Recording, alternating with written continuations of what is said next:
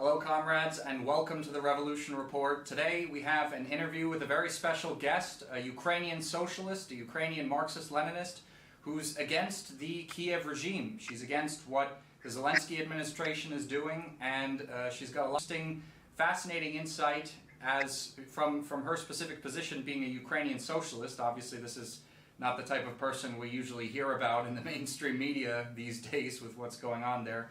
But anyway, her name is Slava, and thanks for coming on the show. Hi, thank you for inviting me over. It's great to be here. It's my pleasure. So there's a lot of from these old, often ripped books, but history, we would get brand new books every year. And back then, I didn't understand why it's happening that way. But then later, I realized that the history was revised in front of our eyes. And in the beginning of 2000, that's when nationalist movements started to resurface in Ukraine. And they were allowed to become very popular.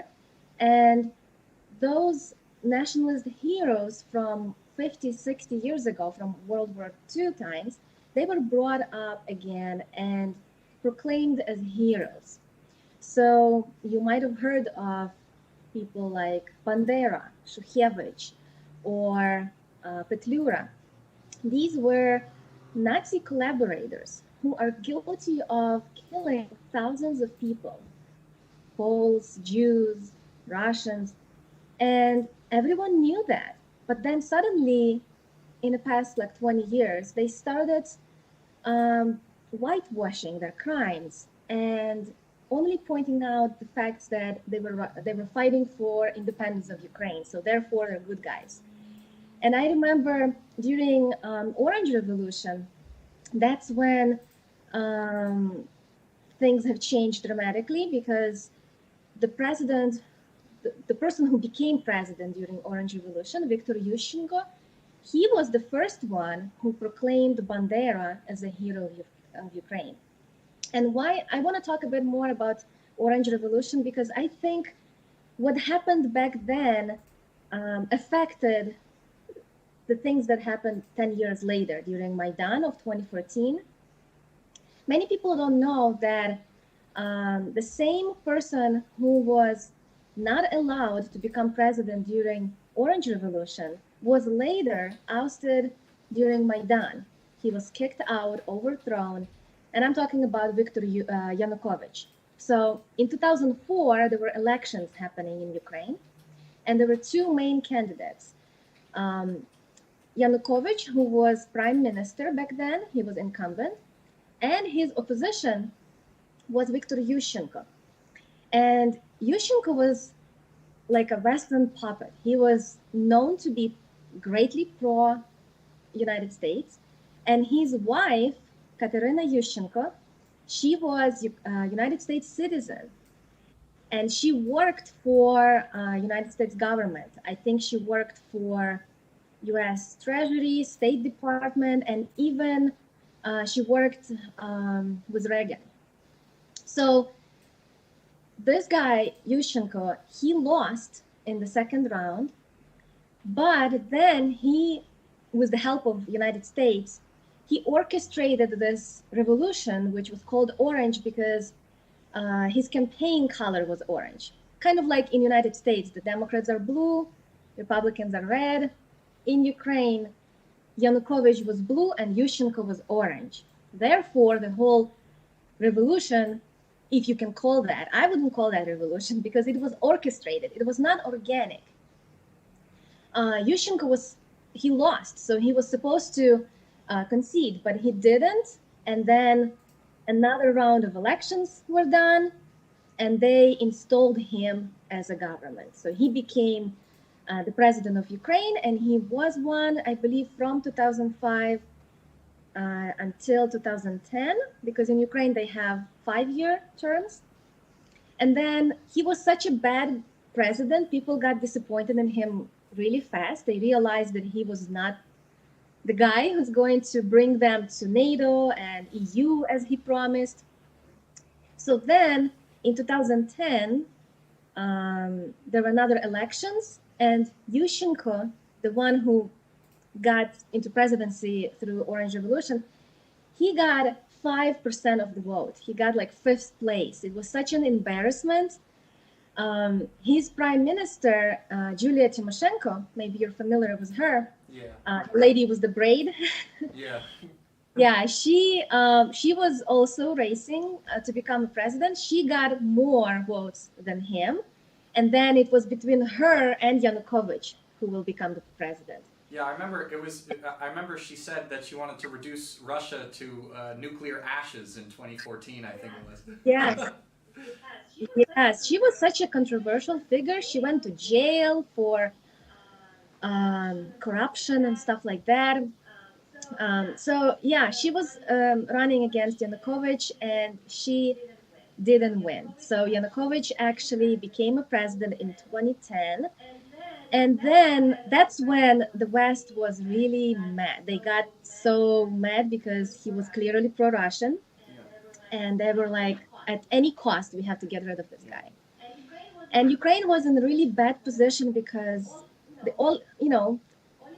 oligarchs in Ukraine were just like looting the country. Everything that was left after Soviet Union was being destroyed. All the factories were being closed and privatized, and it was terrible, terrible. Growing up in Ukraine, post-Soviet times, I remember at what level the poverty was. It was terrible.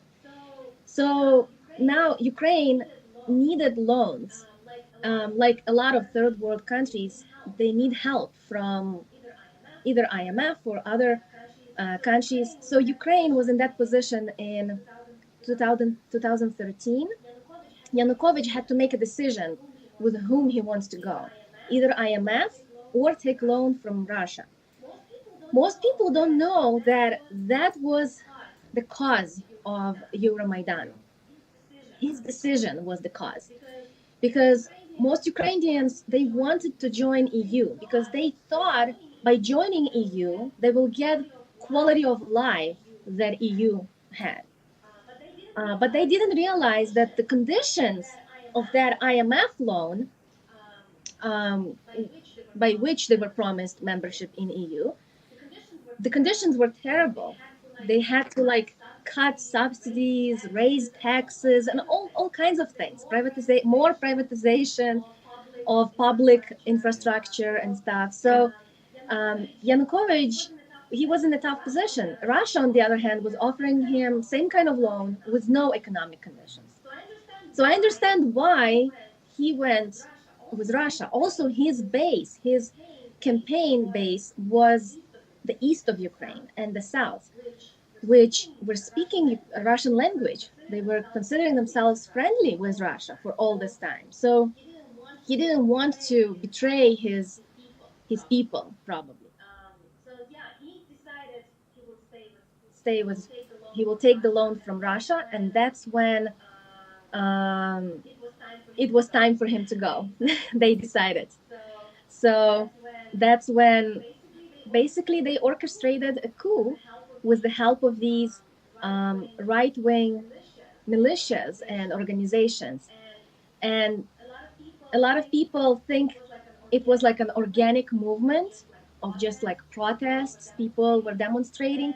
And I also had fell for it in the beginning. I thought when I was already living in the United States when Maidan was starting to happen. And I remember looking at media reports and thinking that people are just uprising. It's organic. People have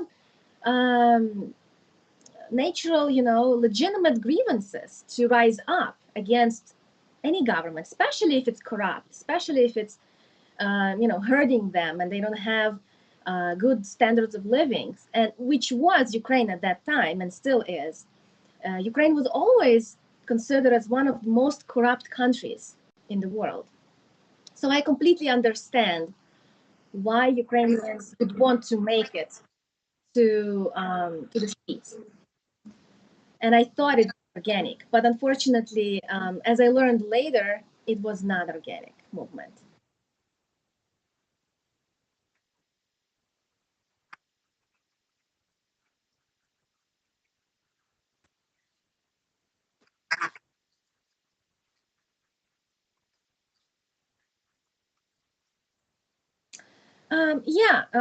Basically, that's what these IMF loans are. They're not there to help, but to actually enslave these poor countries who have no other choice as to go to IMF and beg for loans. Um, it's like a tool of imperialist power to make sure whatever government will come to power or use that IMF loan, they'll do everything they tell them. And that's what happened in Ukraine. And Slava, could you talk a little bit about how your family specifically has been affected by this conflict? Because you have family members still living in Ukraine, correct? Yes, that's true. Most of my family are still there, and I have family on both sides. Most of my family is in Western Ukraine, which is not directly affected by this conflict, even though several of my cousins have been drafted, and unfortunately, they have to fight. And I'm so worried about them because it was not their choice. They were forced to go and join the military. Otherwise, they would go to jail. And I also have family members who live in Donetsk. My aunt lives there, so I'm familiar with the horrors that people in Donbass had to go through for the past 8 years. Almost, it's going to be almost 9 years since the civil war started. How people had to live without electricity, with no running water, with no heat. They had to hide in basements for 8 years. A lot of people were killed, thousands and thousands of people. This was not reported on media in Western world. Nobody knew about it. Now Ukrainians are running and screaming and saying, "Help! We're experiencing war." But how about those Ukrainians who were experiencing war for 80 years?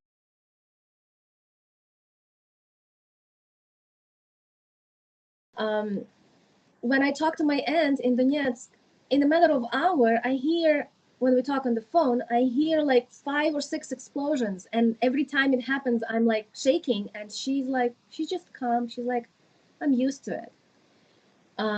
To me, it brings tears to my eyes every time I hear that. But these people, they have been living with it for 8 years, 8 long years. And I feel their pain. And what most, I would think that my aunt would be like worried about her safety and trying to move and stuff like that. But you know what she's most worried about? Her concern, her biggest concern is the fact that she has 2 sons. So one of my cousins lives with her in Donetsk, and the other one lives in Kiev. And she says that it would mean the end of the world for her if both of her sons get drafted on 2 different sides of the conflict. I can't even imagine what she has to go through in her head, imagining that situation. And hopefully that will never happen, and my cousins will not be drafted.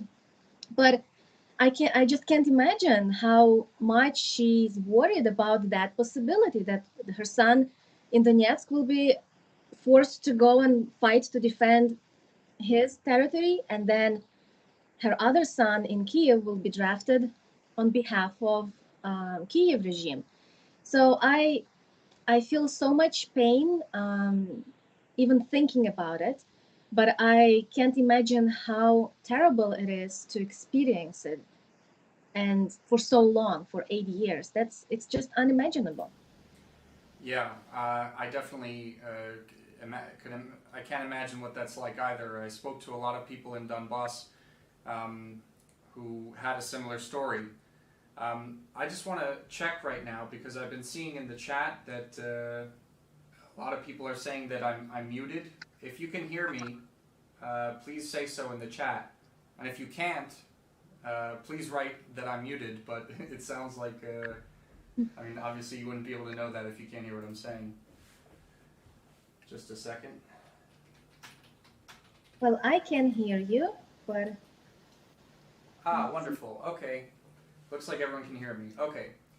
Well, the next thing I wanted to ask you about, Slava, is the fact that I wanted to ask you about fascists in Ukraine, because there's obviously so many people, especially in the Western media, Western politicians, they just say that this is just something that's made up by Russian media, that Banderites and that and neo-Nazis and all of these Ukrainian military battalions, that they're just made up. Even though, actually, before the special military operation was launched, there were tons of articles and videos in the Western media talking about how Ukraine has a serious problem with neo-Nazis and the ultra-right and the nationalists. So, as far as you know, can you help us better understand to what extent there are fascists in Ukraine, what kind of power they have, and like what is their historical legacy in Ukraine? Sure, yeah. I wish the media, when they say it's just Russian propaganda, I wish they were right, you know? But unfortunately, they're not right. And as you mentioned, there were a lot of talks about Nazis in Ukraine prior to special military operation. As far as I remember, a couple of years ago in United States Congress, they actually had a petition to ban military help to Azov battalion. So I think it was Congressman Rokana from California who initiated it, and a lot of congressmen have signed that petition. So they were aware of what was happening in Ukraine. And I want to talk about the origins of fascism in Ukraine, because it didn't start just now, and it didn't even start during Maidan. And I've mentioned in the beginning about Bandera. So who was Stepan Bandera? He was Nazi collaborator, and he worked with Hitler, and he hated Bolsheviks so much that he decided to collaborate with a bigger enemy, basically, in order to get rid of Soviets. The problem is he was naively believing that Nazis, German Nazis, would allow him later on, when the Germany will defeat Soviets, which they hoped for. He was believing that he will become the ruler, like Ukraine will gain independence. Of course, Germany and Hitler didn't have those plans for Ukraine. They didn't care about Ukrainians and their wish to become independent. They just used. So these Bandera was leader of. There were like two groups, OUN and UPA. One was called Organization of Ukrainian Nationalists, and the other one was Ukrainian Partisan Movement. So he was the head of one of them. And these movements, Nazis have just used them as tools to fight with Soviet Union. A lot of people realized that later on, but some still believe that Bandera was a good guy, and they call him our father Bandera. Like they really honor him. And this slogan, you might have heard slogan Slava Ukraini, which means glory to Ukraine. Well, there is a second part to it, which most people don't know about. When somebody in Ukraine tells you Slava Ukraini, you're expected to answer Heroyam Slava, which means glory to heroes. And this slogan, Slava Ukraini, originates from Bandera. And then the second part was added after his death.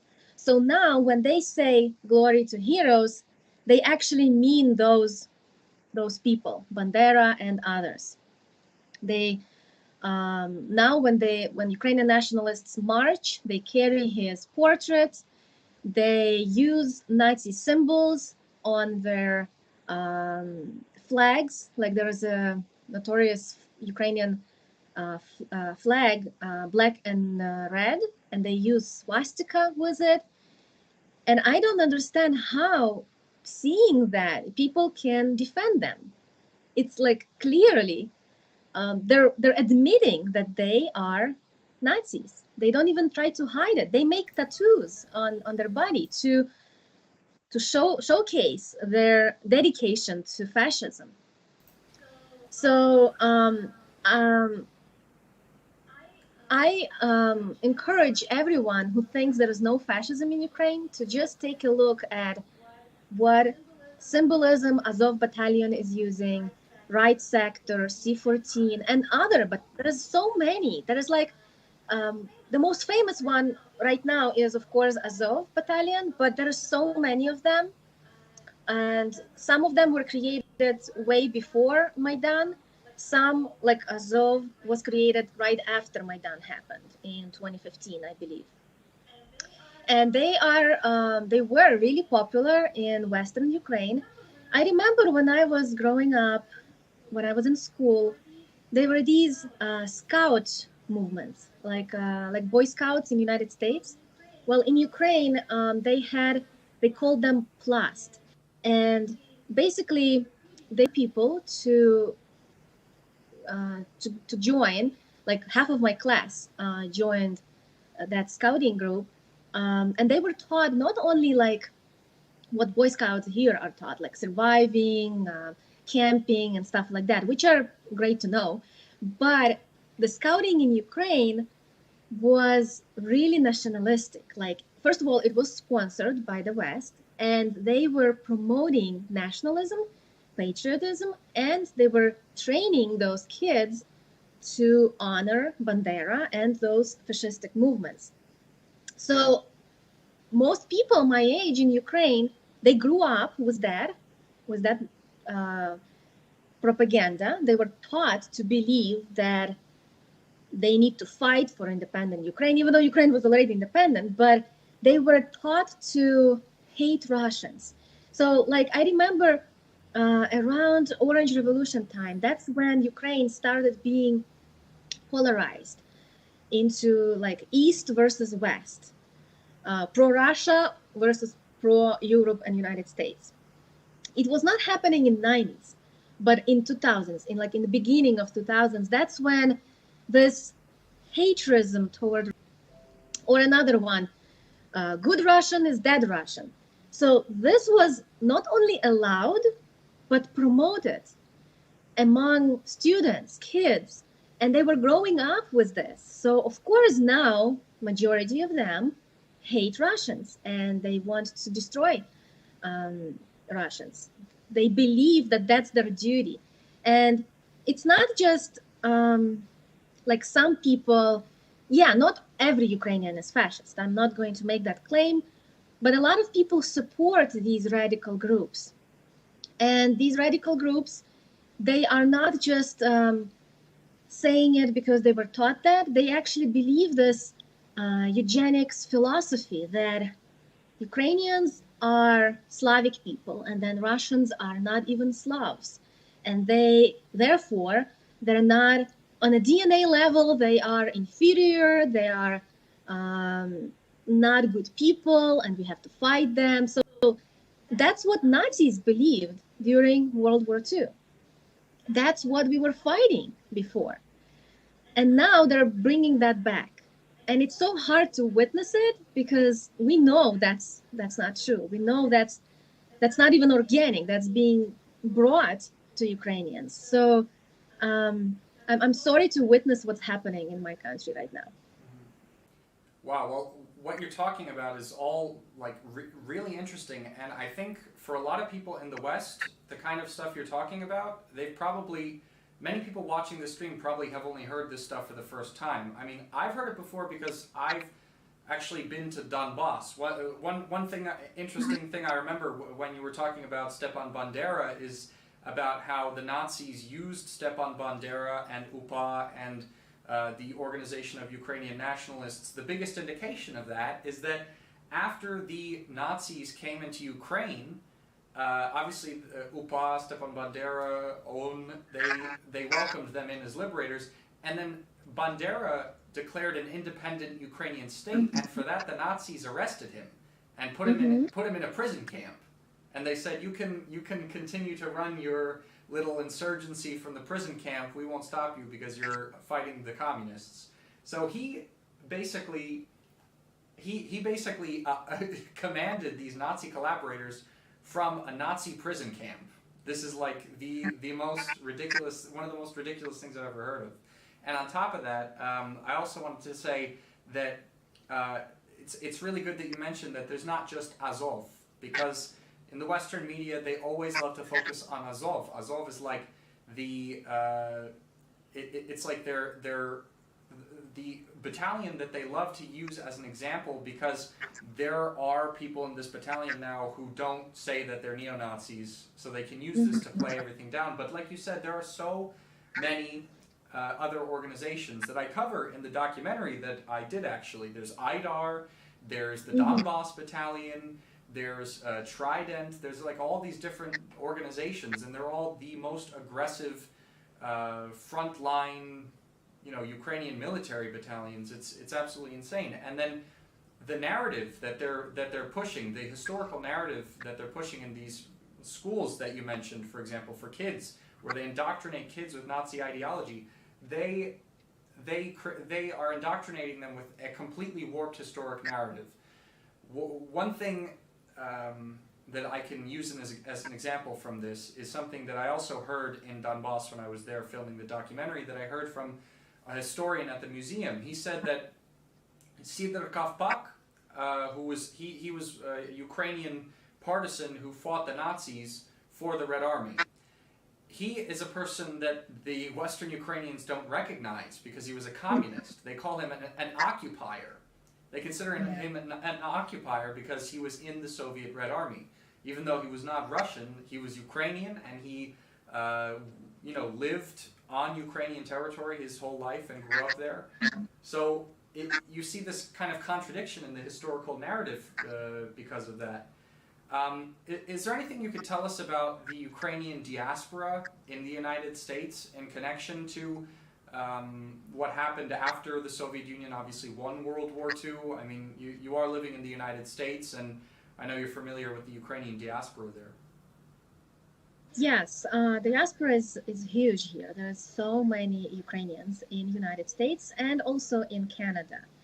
And what a lot of people don't know is some of those fascists who were in Western Ukraine and collaborating with Nazis during World War II, they were brought here after Soviet Union defeated Nazis. So United States and Canada, there were like programs specially created for it. And they were brought here and allowed to settle down and keep that ideology alive. So there were like statues for Bandera built here. There were museums, and so this in Ukraine, because there was Soviet Union, it was not allowed to honor Bandera, obviously, but here in the United States, that was allowed. And United States, there was like documents, declassified CIA documents that prove what United States was doing after World War II. Like there was one called Aerodynamic, one program, and you can find that just by searching on Google. If you look up CIA declassified documents, that program, Aerodynamic, it was, they were placing agents, like Ukrainians who have escaped from there, and then they brought them back to Ukraine to work with own members who remained there. And they were dropping equipment and all kinds of help. So they were, and this is from like 1950s, they were doing that. So they were keeping this alive, this fascism movement in Ukraine. They didn't allow it to die down. They kept sponsoring, and this is Ukrainian diaspora was highly involved in all of this. And then after Soviet Union collapsed, this didn't stop. They kept pushing all of this because even though there was no enemy anymore for them, Soviet Union collapsed, but they needed another enemy. So they made Russia an enemy. So they were keeping all of these, like, Nazis had fifth columns. Well, the same way now the fascists in Ukraine were kept as a fifth column just in case they need them to fight with Russia. And that's exactly what we see happening right now. They have orchestrated the coup, they wanted the conflict to happen, and they have been training these militias, these organizations for years, so now they can use them to fight in the war. Well, I wanted to switch gears just for a second to the movement that's basically opposing the special military operation in Russia and in other parts of the world. Their main slogan has become "No to War." What do you think about this slogan? Do you think it's fair for this movement that opposes the Russian military operation to use this slogan, or does it kind of, considering everything we just spoke about, does it kind of indicate that these people don't really understand the entire conflict, because there has been a war going on for many years before Russia's special military operation began? Yeah, I think they're just being hypocrites, because when Ukraine had launched what they called anti-terrorist operation, they didn't call it a war either. So those who are complaining now and saying, oh, how dare Putin call it special military operation if it's an open war? Well, how dare was Kiev regime to call a war on Donbass? How dare they call Exactly. a terrorist operation? They called those people who wanted freedom, who wanted just to leave them alone. They were calling them terrorists, and that's crazy. They used all kinds of derogatory terms for them. They called them cockroaches and all kinds of terms because they needed to dehumanize them.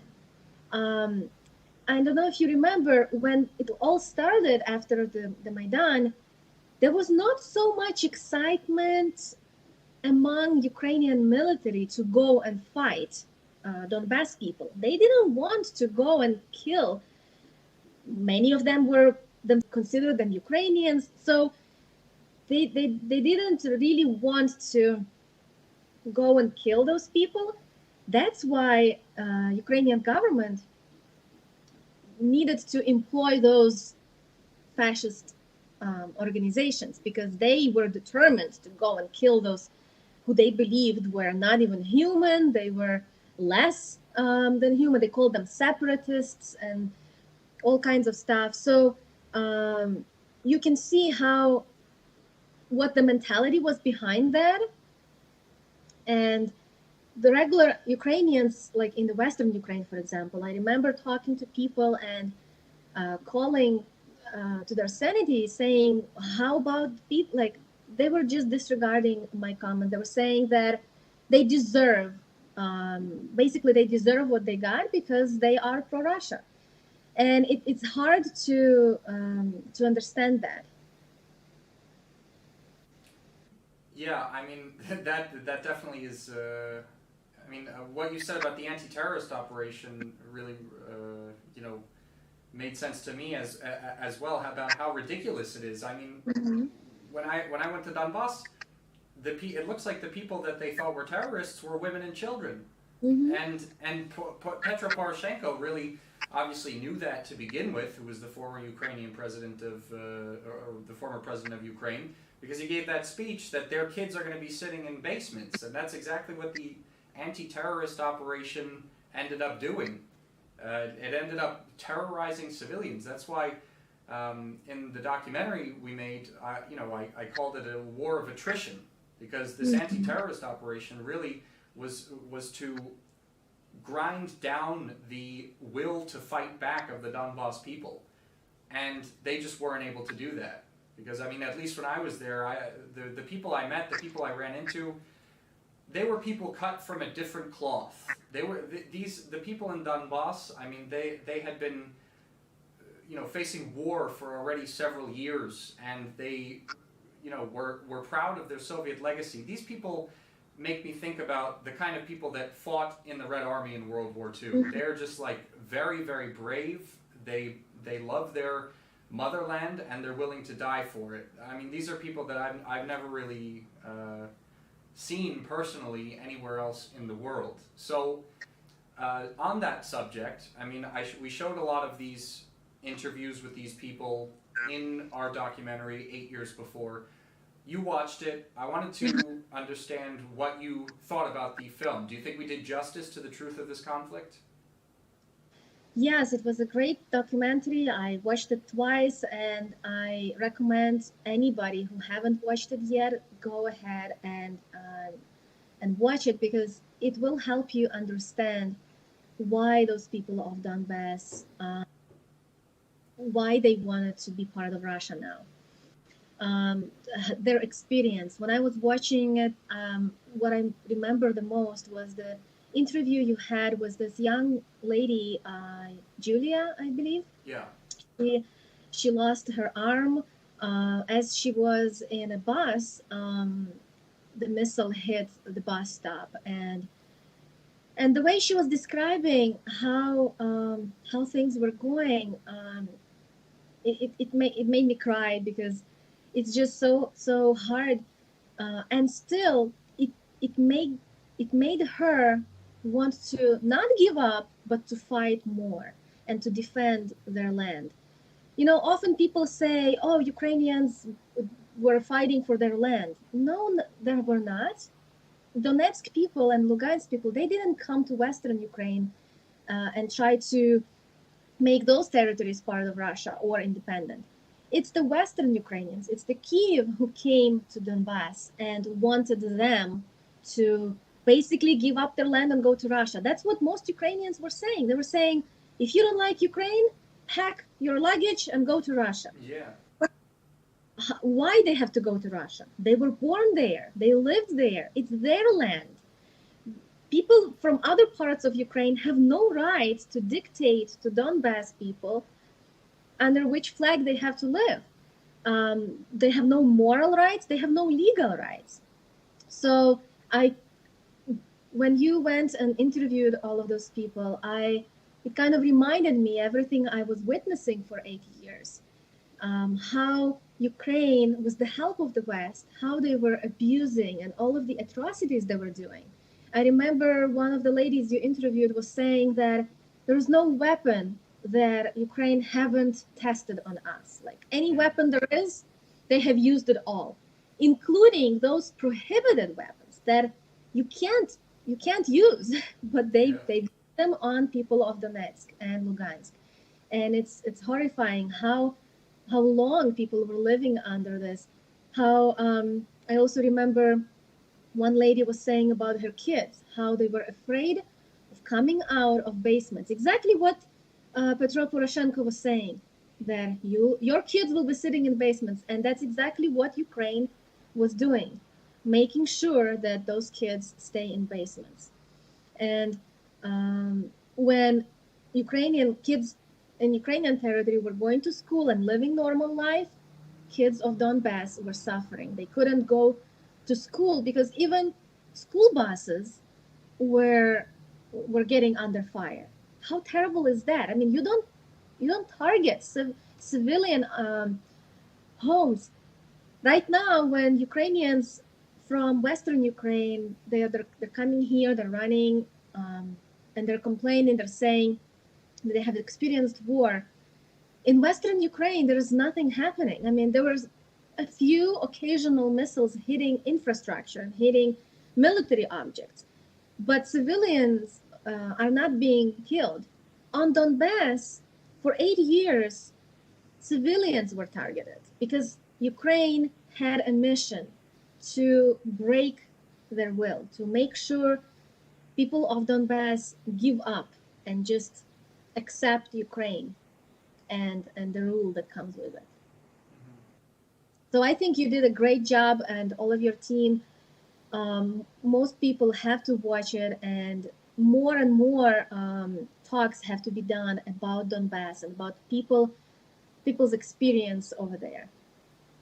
Well, I really appreciate that. Yeah, like you said, I mean, people in Western Ukraine, they're not even having to deal with the kind of stuff that the Donbass people have dealt with for the past 8 years, and I mean, it's almost as if the people that are currently affected by the special military operation and the, what I guess now you could call the Russo-Ukraine war, um, I mean, they didn't really care when, it seems like they didn't even care when what was going on in Donbass was going on, when people were constantly living in fear of artillery shells falling on their home, children, hiding in basements. I mean, that can all be seen in the documentary. Primary source accounts, we went right up to villages that were right next to the line of confrontation, and people just saying crazy stuff like Ukrainian snipers taking pot shots at civilians, thinking they're all separatists, they're terrorists, or tanks rolling into a town and just blowing everything up. It's absolutely insane that this kind of stuff has just been absolutely ignored by the Western media.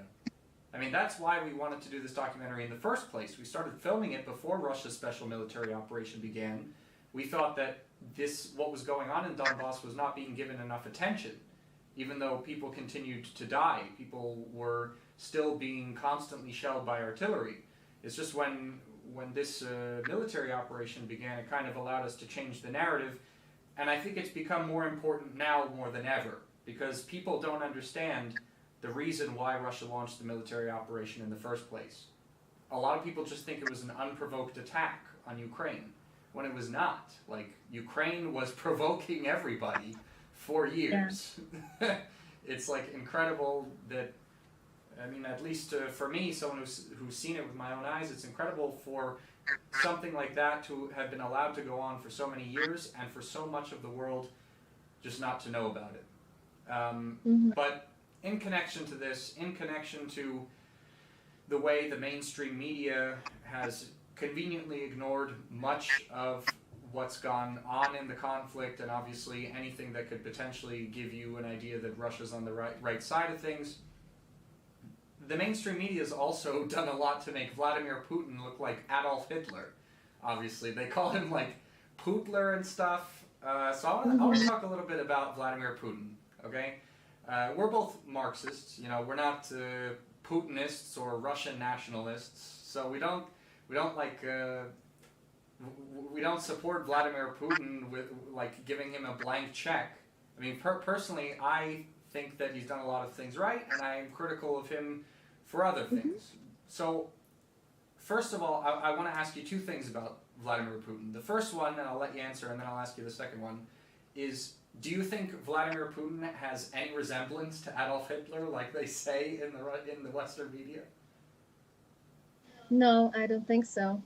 They're just doing this because anytime Western imperialist power wants to achieve something, they compare their enemy to Hitler because they know it will get an outrage from population. They called Gaddafi Hitler. They called Bashar Assad Hitler. Anytime there is a strong enemy, they compare him to Hitler because they know people will understand, because everybody knows who Hitler is. Yeah. So it's just a tactic that media is using.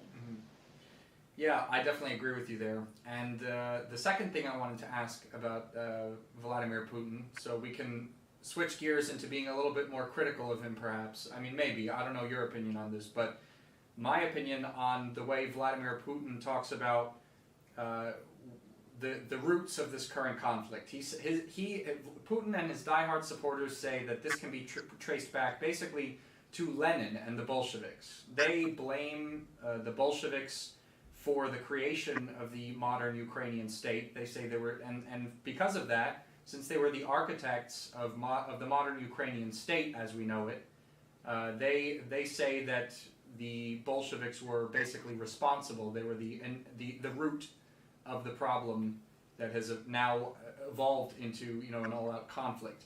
Personally, I don't agree with that, but before I share my opinion, I'd like to hear what you think about that. What do you think is the main factor that led to this conflict, if you look at history from the beginning of Ukraine as a modern nation state? I agree with some things that Putin had said in his original speech right before announcing special military operation, when as you mentioned, when he was talking about Lenin and creation of Ukraine as a country. On some points I agree, on some I don't. As a Marxist, I'm not idolizing Putin, of course. He's just another capitalist ruler, and as you said, he done a lot of good, and he done something that I didn't like either. So I respect him being an anti-imperialist because, as we can see right now, there is one imperialist power who's pushing for their narrative. So he's doing that. I give credit for him to him for that. But speaking of Ukraine, of course, he's right that Ukraine as a country didn't exist before, but there were Ukrainians, and there is evidence for that. Kiev Rus definitely existed, Yeah. and Kiev Rus is the beginning for both of the countries, Ukraine and Russia. So we do share a common history. The problem is Ukrainians are trying to say that Russians are not, they can't inherit that history. It belongs purely just to Ukrainians. And I understand when Russian people respond to that by saying that, well, we're part of it, and we're just as equal as you guys in inheriting that history. Coming more closely to modern history, right before Soviet Union, Ukraine was part of Russian Empire, and that's not a secret to anybody. Ukrainians were, of course, fighting for their independence anytime they were part of either Russian Empire or other empires that were conquering Ukrainian lands. Either it was Polish, Rech Pospolita, or Lithuanian, or Austria-Hungary. Like certain parts of Ukraine were always taken by some other bigger country, empire. That's why there's a lot of differences between Western and Eastern Ukraine, because most of the time they were not together. And Putin is right in that sense that they were connected by Bolsheviks. So the Eastern and Western Ukraine were put together as one by Soviets, but not even in the beginning of USSR. Yeah. You might remember that after World War I, western part of Ukraine was not part of Soviet Union. It only became part of Soviet Union after World War II. So there's a lot of these differences in mentality because Western Ukrainians were only part of Soviet Union for so little, and then the Eastern Ukrainians, they had longer history of relationships. So I wouldn't say that Ukraine didn't exist, because what is Ukraine? It's the people. If you talk about purely land, just land as territory, then yeah. But I never take country as just pure geography. It's people who make the country. Yeah. Yeah. So Ukrainians have existed for many years, hundreds of years, and we have to remember that. We cannot disregard that history, because that will make them offended, and that's when they will criticize and poke holes into the whole narrative. So we have to be, we have to be careful in the way we're framing things. Yeah, of course. I totally agree with you. Yeah. I mean, I personally think that the biggest reason for this, I think that the Ukrainian conflict, as it's going on right now, is just one of many flashpoints that have resulted from the fall of the USSR, to be honest. Because obviously we could talk about whether or not Khrushchev's decision to give Crimea to Ukraine was correct or not. Personally, I don't think it is. But all these little, historical episodes during Soviet history are kind of irrelevant in comparison to the actual fall of the Soviet Union. The reason I say that is because in the Soviet Union, there was a unified economy. There were open borders between Soviet Ukraine and Soviet Russia. There was an understanding, like you said. There were two different nations. There was the Ukrainian nation and there was the Russian nation. But they both existed as two republics in the same, really, unitary kind of system. I mean, any Ukrainian could go to Moscow, any Muscovite could go to Ukraine, and more or less, actually, you know, economics was very similar. I mean, like bread costed the same in one place as it did in another, with except, you know, obviously there were deficits in some places here and there. I mean, that stuff happens. You know, there's a variety of availability of products in different places, but more or less, these people lived in the same country, and they all considered themselves Soviet.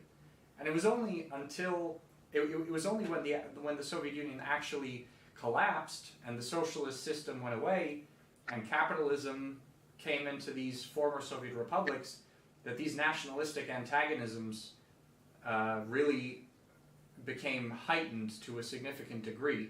And Ukraine's not the only example of that either. There was the war in Georgia as well that was a result of that. There was the Chechen wars. Basically what's going on in Armenia and Azerbaijan right now could also be considered a consequence of the fall of the USSR, as well as you know, the fighting that went on in Romania. I mean, this is just another episode of all of this chaos that resulted from that. And another thing that's, you know, a kind of a side note that is also needs to be considered is that these neo-Nazis, these fascists, there have been, I mean, obviously a lot of them left with the diaspora, but a lot of them stayed in Ukraine and just kept their mouths shut. And they were repressed by the Soviet Union. And I think most people would agree that that's for good reason, that these fascists were not allowed to propagate their ideas. They were not allowed to, you know, form a fascist political party. And for that reason, they were disenfranchised from the Soviet system. It was only after that they were allowed to reorganize, and in 2014, and 2013, around that time, was when a lot of these actual fascists began organizing very strong new fascist organizations. So that's definitely another thing that needs to be considered as well. And this is something that I've heard from Ukrainians as well as Russians who lived in Ukraine during the Soviet Union here in Moscow. You know, sometimes I'm just taking a taxi and you know, contemporary events, sometimes it comes up with taxi drivers. I've had a couple of Ukrainian taxi drivers that I got into conversations with them. Most of them were like ex-military in the Soviet Union. They say, you know, I served in Soviet Ukraine, and they all tell me the same thing. These fascists were still there, even in the Soviet Union. It's just they were completely disenfranchised and didn't have the opportunity to, you know, voice their fascist ideas. And only because the Soviet Union collapsed were they allowed to do that. So that to me, I think, is the main factor that has allowed what's going on right now to actually happen. Not actually the way that Lenin and the Bolsheviks decided to create the modern borders of Ukraine. But in terms of, I also wanted to ask you, do you know about like the communist movement in Ukraine right now? Do you know what kind of power they have, what kind of influence they have on society? How have they seen consequences because of Zelensky's decision to ban political opposition? And also, how do the older generations view Soviet times? Well, as far as I know, of course, I'm not longer living there, but I am closely monitoring what's happening in there. Zelensky had banned all of the communist parties. It's actually now illegal in Ukraine to say anything related to communism. You can't even sell or distribute symbols of communism. Like if I was in Ukraine and I gifted someone or were trying to sell St. George's ribbon, and I would go to jail for 5 years. If you're a member of organization, I think it's like 10 years in jail for distributing or gifting or whatever, communist symbols. They got rid of all of the statues of Lenin, and even, I understand Lenin, but Soviet heroes, like somebody who fought for something, like they achieved something, they made some kind of achievements, but they were Soviet, therefore no good. You have to remove. They renamed I don't remember how many, like I think 5,000 streets and boulevards. They renamed them from Soviet names to Ukrainian. So like um, in the past few years, there started to appear street names dedicated to Bandera and other nationalists. They even had an audacity to name the street that goes to Babi Yar. I'm not sure if you know what Babi Yar is. It's basically a place in Kiev where fascists, during when Nazis were coming, they have killed thousands of Jews. So right now it's like a memorial in Kiev. They named the street that leads toward that memorial. They named it after Bandera, which is it's crazy. And of course, Jewish diaspora have complained, but nobody cares. Um, and so I know that in Ukraine, after Soviet Union collapsed, there was a strong presence of communist parties. There were a few of them. The most prominent one was led by Peter Simonenko, and there were a few others. And they had, as far as I remember, in 2004, when Orange Revolution was happening, they were participating in elections, and they were getting something between like 5 to 10%, which is a lot. Yeah. That, but then after that, when the nationalist movement started growing more and more, the Communist Party's influence over people was going in the opposite direction. So I don't know if you're familiar with a party called Svoboda. Yeah. It, it's Svoboda translates as freedom. So there was this party. Their leader is Tyahnebok, and there's pictures of him doing Nazi salutes, and he was notorious of criticizing communists and calling them all kinds of names and like bashing them left and right. So yeah, over the years, the influence of communist parties reduced, and now it's completely illegal. And if I would go to Ukraine and say I'm communist or Marxist, I would be in jail. Yeah. It's crazy. Do you think that, obviously we can't know for sure how much opposition there is because it's illegal and you can go to prison. But how do you think many Ukrainians are against what the Ukrainian government is doing right now, and they're just too afraid to talk about it? There are a lot of Ukrainians who are against, but they're afraid to speak out. And I understand why. If I was there, I would be afraid too.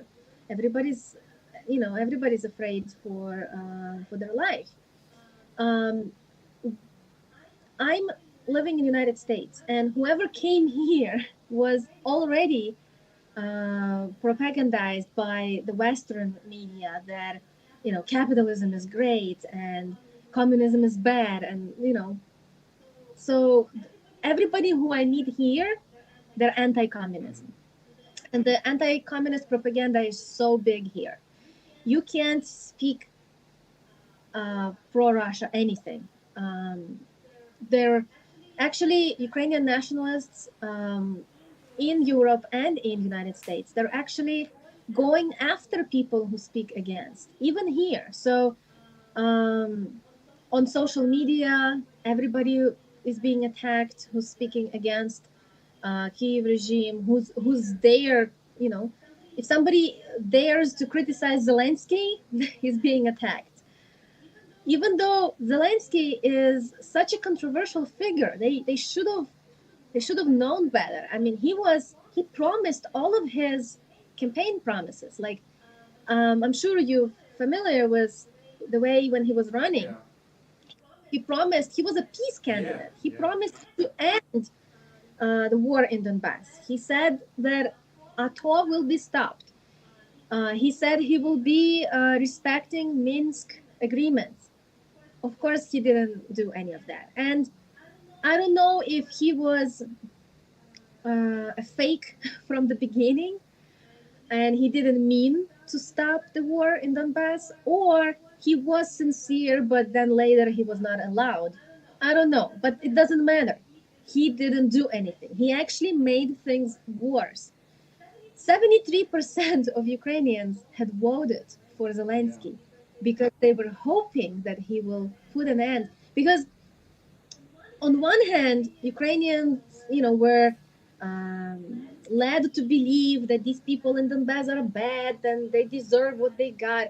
On one hand, yes, but on the other, it's not Poroshenko's kids who were sent to fight, because Poroshenko was the president before Zelensky, and he was pushing hard for ATO, but it was not his kids, not other politicians' kids who were sent to kill other kids in Donbass. It was regular people, and they didn't want their sons and daughters to die. So a lot of people wanted the war in Donbass to end, because that will mean no losses on either side. Nobody wants to see people dying. And even if somebody didn't care about lives in Donbass being lost, they didn't want their kids' lives to be lost. So a lot of people, especially young people, had voted for Zelensky. I remember it was 2019 when most people in diasporas didn't like Zelensky because of his history of speaking Russian. He was going to Russia with his comedy stand-ups. Everybody in Russia loved him, and he was a great actor. So he played his role good. He was in the beginning. I think there is a video of him in like 20 years ago saying that, and he was speaking Russian. He says that we're the same people, Russians, Ukrainians, we're the same. But then he changed. They either made him change or he did himself. There's a lot of talks about how, because he's Jewish, he was not respected by these Nazi groups, and how they were trying to put him down. There is actually a video of him going to trenches and talking to these right-wing nationalist groups, and the way they were talking to him, you can see that they didn't respect him at all. They were laughing at him. Yeah, they were looking at him as a clown, because he was a comedian. Yeah, but a lot of people were hoping that the role he played on TV, he would bring it into reality. I'm sure people remember this series that his media company made. It was called Servants of the People, and it was actually translated and shown on Netflix. Wow. To my surprise, yeah. So Americans had a chance to watch it as well. So I watched the first season, and I tried to watch the second, but I just couldn't handle it anymore. This was way before. This was like after the Maidan, but I don't remember exact year, 2015 or 2016 when it was released. So basically, in this series, he was playing a teacher who was so dissatisfied with the way government is doing, and he was just ranting when he was talking to the other teacher. He was a history teacher, and he was ranting how, if he would become president, how he would do things different. And he was using like slurs and stuff like that, and some students filmed him and then posted it on media, and it went viral, and people started campaigning for him to run as a president. And he did it as a joke, but to his surprise, he actually became a president. And in this series, he plays this good president that would ride a bike to work, kind of like Boris Johnson. So people were watching this on TV, and they were like, yeah, we need president like that who will represent people. Unfortunately, when he after his series became so popular and convinced people to vote for him, he didn't become that president that he was playing on TV. Yeah.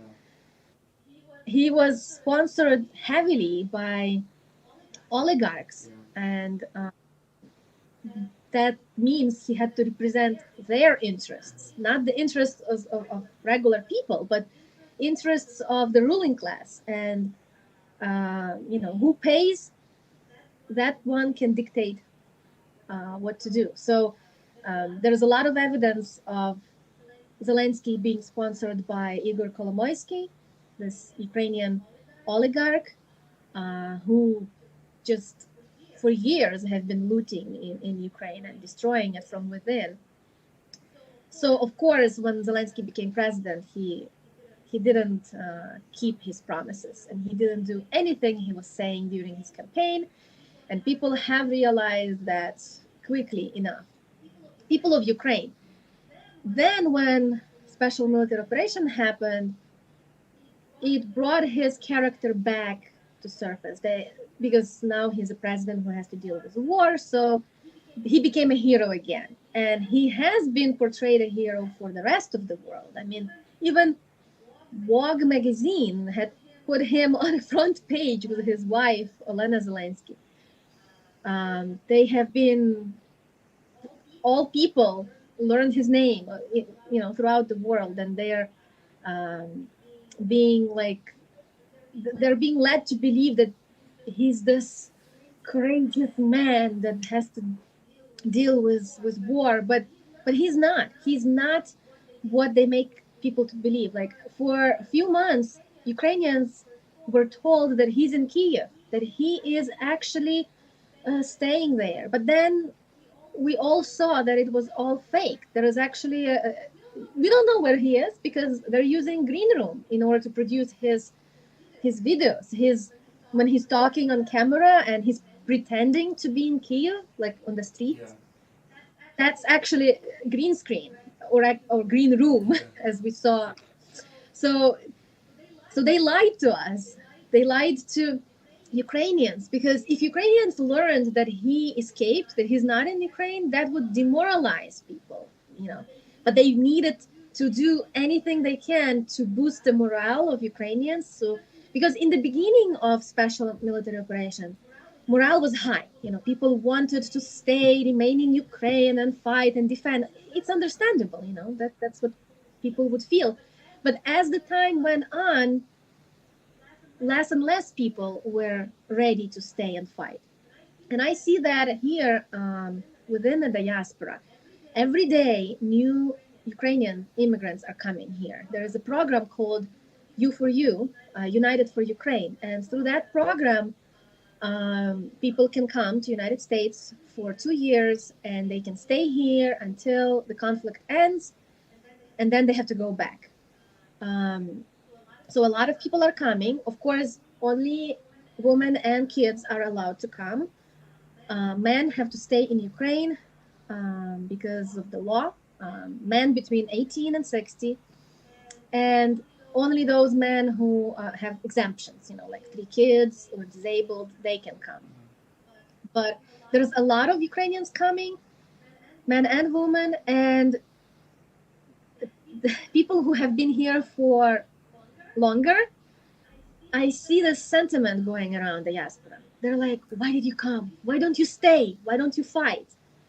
And it's so weird to witness that, because you would think that people would be happy that refugees are coming, they escaped the war, we need to help them, we need to support them. But people are like, no, go back and fight. It's so hard to witness that. That's nuts. It's crazy. But I understand anybody who can escape, they have to escape. I mean, nobody wants to live if their life is in danger. So I don't understand why these long life immigrants are treating the fresh immigrants this way. It's not right. Yeah, it's not good. I didn't even know about that. That the newer immigrants are being treated as traitors by the older immigrants. I had no idea about that. But talking about Zelensky, you bring up a lot of interesting points, because I remember also when I was in the Lugansk People's Republic, long before the military operation, around the time when Zelensky was recently elected, I was at this thing called the Anti-Fascist conference in Lugansk People's Republic, where they used to invite foreigners to come see the situation for themselves, because that was just the best way that they could get around Western propaganda. I mean, just to bring foreigners there to see them for themselves, because everything they were putting on the internet was just getting blocked. And I remember there were a bunch of Lugansk journalists there, and one of them asked me, they asked me if they could, have me on the show and ask several questions. I was like, sure.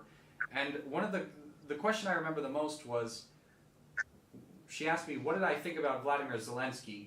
Is him being elected basically the end of the conflict? And I said no. I said no. I don't think it's going to change much, unfortunately. Because I had already learned about the fact that this was all backed by NATO, the CIA. The West was clearly in charge in Ukraine. I mean, whoever was in power in terms of the Ukrainian presidency was not actually calling the shots, and that much I understood. But I remember I didn't get a very nice reaction from the reporter. She wanted me to be like, yes, in Russia. I mean, not that series you mentioned, and people do know about it in Russia widely across the country as well. But even I remember there's a show that was made a long time ago, and Zelensky was the in Russian it says author idea. I guess it would be like the author of the idea for the show, Swati. I love the show. It translates to in-laws, and this is a super popular show in Russia that is just about like family stuff, and it's super funny and lighthearted, and it's all in Russian, because Zelensky's main audience was Russian, and he was always speaking Russian when he was doing his comedy skits and everything like that. And then all of a sudden even as he was on the campaign trail, that's probably one of the reasons why he was running on this anti-war kind of stuff. I mean, I think probably he really believed that he wanted to put an end to this anti-terror operation. But probably he got elected and he sat down in his nice presidential chair, and then the actual overlords of Ukraine walked in and they were like, okay, look, this is how it's going to be. I really think that's what happened, and I think he probably decided like he was going to try to change the situation as much as he could by going to those Azov battalion guys on the front lines that didn't listen to him. Because the video you were talking about, it's just like, it's hard to watch, because he talks about how they're making him look like an idiot because he keeps saying pull your weapons back, and they're like, oh, we don't want to, like they're just like, no, and he has no control over these neo-Nazi battalions. It is really he had to to watch. defend himself. Can you imagine a president going to militias and defending himself? He had to say like, I'm not some kind of loser. I'm 42 years old.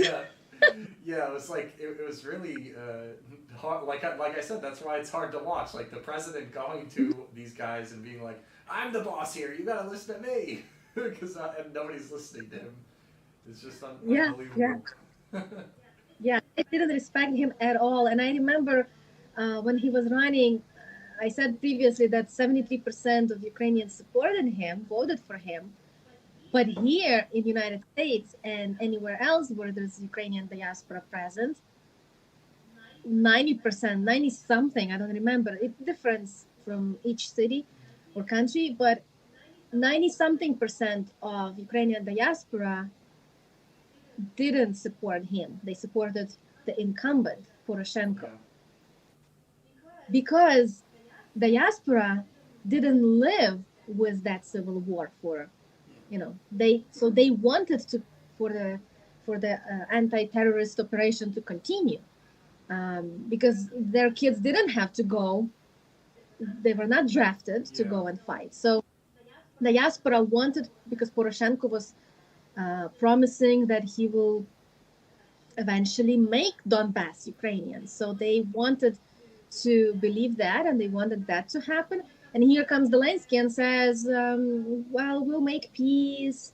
we will talk, we will do kind of agreement. So diaspora didn't want Right, that. and especially And because Poroshenko was really militaristic, and the diaspora was mainly like successors of Nazi collaborators, essentially, right? mhm, Yeah. yeah. Poroshenko he had a great support among diaspora. Most of the diasporas loved him, and they were actually mocking Zelensky and making fun of him. And he was not. He was even until this day. Um, like there's a Zelensky used to own this production company called Quartal 95, and it still operates. He's not part of it anymore, but they renamed it. They did some kind of tricks and stuff, but there's still comedians from his group that he used to work with. They're going around and having like shows. And just now there's going to be one, and here in the United States they're going to have like a tour, and because of their ties to Zelensky, they're not being respected, and nobody likes them, and nobody wants to. So I don't know how they're going to do their tour. Maybe among Russian-speaking people, people from all the post-Soviet countries who speak Russian, maybe they can get the attention of those, but not the Ukrainians, because Ukrainians in diaspora, they are so hardcore for the purity in language. Even though they have moved out of Ukraine, they have immigrated to other countries, but they want to push this nationalistic idea that Ukraine has to speak Ukrainian only. Like, why you are talking about it? You are not in Ukraine anymore. Yeah. Like we don't have a right here in the United States or in Canada. We don't have a right to tell Ukrainians what language they have to speak, whatever they want to speak, or what religion they have to have. Like we left the country, so and when we moved here, we had to learn the language of the land, right? So Ukrainians can decide for themselves what language they want to speak, what culture they want to do. It's not the diaspora's decision to dictate. I know that diaspora is advocating a lot for, they're doing all kinds of demonstrations and protests, and they are the reason why the United States is giving so many millions of dollars in weapons and support to Ukraine. But they don't understand that most of that, first of all, is going to hurt Ukraine in the long run because it's not gifted to Ukraine, it's given as loans. Second, most of it is not even ending up in Ukraine. It's either being sold in black market or it's going back through different loopholes. It's going back to United States politicians. So all of this that's been happening lately, it's hurting Ukraine and Ukrainians. If United States was not so heavily involved, this, first of all, it wouldn't happen. The conflict would never Yeah. happen. But second, it even if United States stops doing what they're doing, it would end. They could actually sit down and have peace talks. But United States is like, nope, you can't do that. Yeah. They're like this big bully who is trying to make everybody play by their rules. Yeah, it's the capitalist empire of the 21st century, unfortunately. But Yeah. I wanted to ask you just one more question. We have a little bit more time before I'd like to put the interview to an end, just because, nearing 11 p.m. here in Moscow, so it's a bit late for me. But an absolutely fascinating discussion we've been having, and I can see by the chat and how many views it's got that people are loving it. I certainly am. But the last question I basically want to ask you is, what do you think the future of all this is going to be? Like, who do you think is going to... I mean, obviously nobody really wins in this conflict because both sides have suffered tremendously. But which government do you think is going to come out on top here? And what is the future of Ukraine going to look like based on the information we have right now, in your opinion? Well, according to Western media, Ukraine is winning, and I don't agree with that. They're winning a propaganda war the informational war, because the whole Western, the whole West is on their side. So they're winning informational war. But unfortunately, or fortunately, it's up to Ukrainian people to decide. Um, just by the fact that 4 states have joined Russia recently, they had referendums, then obviously Russia is winning. But I wouldn't call that Russia, because it's people of those states that participated. Russia didn't force them to join. They asked for help. They asked, exactly. So it's the will of people, and I respect the will of people. People have to decide where they want to be, with what flag they want to be, with part of what country. If they had voted to be independent, I would respect that too. So it's up to them. I can't say how I see. I mean, there's a lot of possibilities. One of the possibilities is that Ukraine will be split in 2 parts, and there's a lot of talks going on about Western Ukraine joining Poland. Poland have had their eyes on those Western states of Ukraine for quite a while. There's Polish troops present in Ukraine. So if it can be that Western Ukraine will join Poland, and then either there will be a small Ukraine, like with Kiev, a few states, or even Kiev will join. I don't know. We'll see. The time will show. But I don't think this will end anytime soon, of weeks or months, because we all know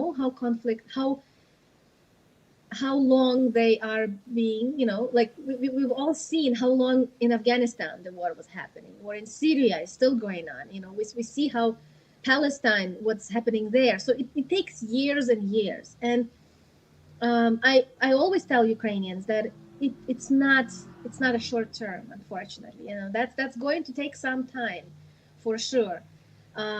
There is a lot of talks about nuclear war, and the United States is keep poking that. But I see that it's one side. It's played on one side, and we all know which side it is being played on. So hopefully there will be no provocations from United States that will lead to a nuclear war. I mean, we're all hoping for that, right? But knowing the foreign policy of United States, and knowing how imperialist states act when they're desperate, we can expect anything. I mean, so far, United States is the only country in the whole history of the world. It's the only country who have used nuclear weapons. Yeah. So what would stop them from doing it again? Nothing. They are the biggest power. They are imperialist state, so they can do whatever they want. Unfortunately, Ukraine is like a pawn in a chess game. They say that they're willing to fight Russia to the last Ukrainian, unfortunately. So you can expect anything happening over there. I hope wholeheartedly that this will all end. But I think it will only end if people realize that the people of Ukraine realize that it's not them who are deciding, it's the power above, and that they are just being used. Until they realize that, I don't see any end to this story. Yeah.